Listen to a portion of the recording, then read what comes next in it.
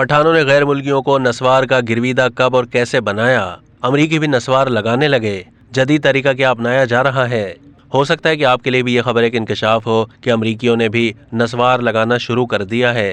तंबाकू इस्तेमाल करने की दीगर सूरतें मसलन सिगरेट, सिगार, पाइप और अब हुक्का या शीशा तो मगरबी मुल्कों में भी आम इस्तेमाल हो रहा है, लेकिन हमारे पठान भाइयों ने गैर मुल्कियों को या गैर मुल्कियों ने हमारे भाइयों को नस्वार का गिरवीदा कब और कैसे बनाया, ये तहकीक तलब अमर है।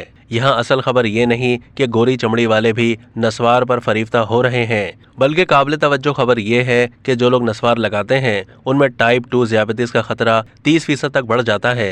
नस्वार के लिए अंग्रेजी में स्नूस का लफ्ज़ इस्तेमाल किया जाता है और बाज़ औक़ात इसे डिप का भी नाम दिया जाता है।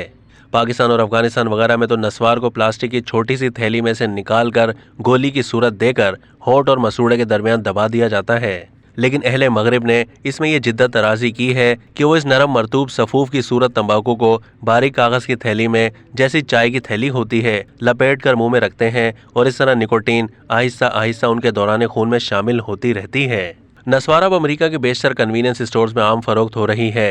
कॉलेज के कैंपसों में भी इसने मकबूलियत के झंडे गाड़ दिए हैं और तलबा के अलावा आम अमरीकी भी जो रिवायती सिगरेट छोड़ने के ख्वाहिशमंद हैं, इसके गिरवीदा होते जा रहे हैं। तमाम इस बारे में शवाहिद जमा होने लगे हैं कि धुएं के बगैर तंबाकू यानी स्मोकलेस टोबैको के इस्तेमाल से भी सेहत पर मनफी असरात मुरतब होते हैं।